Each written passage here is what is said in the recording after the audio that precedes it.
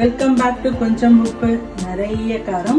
இன்னைக்கு நம்ம பார்க்க போறது ஈஸியா டேஸ்டியா ஹெல்தியா ஒரு முட்டை குருமா தான். வாங்க எப்படி பண்றதுன்னு பார்க்கலாம். முதல்ல முட்டை குழம்புக்கு நம்ம முட்டையை வேக வச்சிடலாம். நான் ஒரு 6 முட்டை எடுத்து வேக போட்டிருக்கேன்.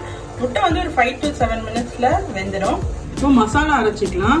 மசாலாக்கு வந்து நான் பச்சை மிளகா வந்து ஒரு 10 பச்சை மிளகா எடுத்து வச்சிருக்கேன். இது சின்ன சின்ன சைஸா இருக்கிறதுனால ஒரு முட்டைக்கு ஒரு மிளகா கணக்குக்கு எடுத்துக்கலாம். பூண்டு வந்து ஒரு 6-7 பல்லு, இஞ்சி வந்து ஒரு சின்ன துண்டு. இதை வந்து நான் பேஸ்ட் மாதிரி அரைச்சிக்க போறேன்.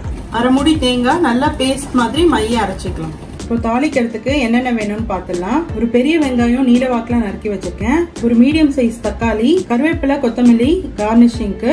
அப்புறமா நம்ம முதலே சொன்னோம் இல்லையா, பச்சை மிளகா, இஞ்சி, பூண்டு பேஸ்ட் ஒரு மாதிரி கொரன்னு அரைச்சி வச்சிருக்கேன். ரொம்ப மைய அரைக்கல. அப்புறமா ஒரே ஒரு பிரிஞ்சி இலை, 2 ஏலக்காய், ஒரு சின்ன துண்டு பட்டை, ஒரு 3 கிராம்பு. இப்போ வந்து நம்ம தாளிச்சிக்கலாம். ஒரு கடாயில வந்து நான் 2 to 3 tablespoon coconut oil ஊத்திக்கிறேன். இது வந்து குருமாங்கிறதுனால கோகனட் ஆயில் தான் தாளிக்கும் போது யூஸ் பண்ணீங்கன்னா டேஸ்ட் சூப்பரா இருக்கும். எண்ணெய் நல்லா காஞ்சிருச்சு. நம்ம இப்ப தாளிச்சிடலாம்.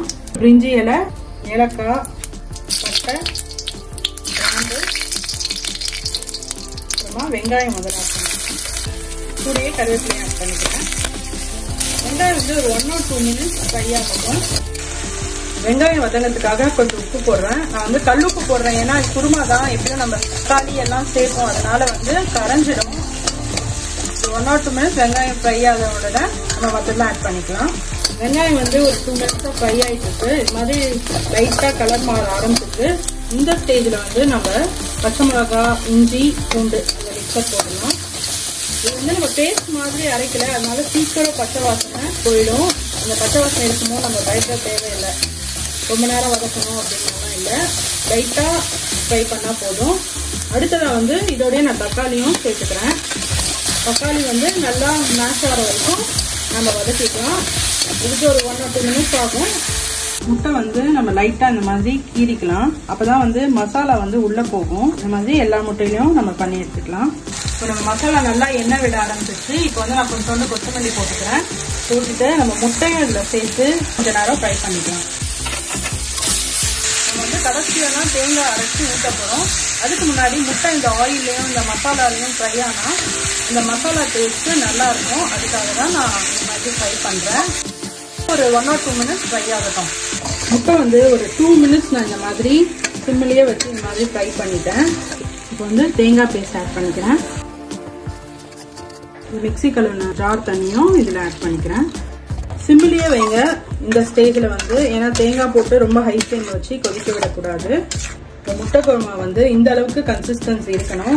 ஏன்னா நம்ம தேங்காய் அரைச்சி ஊற்றிருக்கோம். ஆறுனா வந்து இன்னும் கொஞ்சம் கெட்டியாகும். ஸோ நீங்கள் கன்சிஸ்டன்சி பார்த்துக்குங்க. ஒரு குருமா கன்சிஸ்டன்சி தான் நமக்கு வேணும். இப்போ வந்து இதை ஒரு மீடியம் ஃப்ளேமில் வச்சு ஒரு 5 minutes நான் கொதிக்க விட்டு இறக்க போகிறேன். நம்ம குருமா வந்து ஒரு 5 minutes கொதிச்சுட்டு இருக்கு. இப்போ நம்ம இறக்கிடலாம்.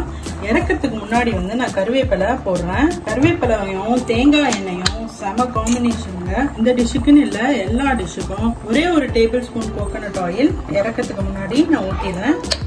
அவ்வளோதாங்க, நான் முட்டை குருமா சூப்பரா ரெடி ஆயிடுச்சு.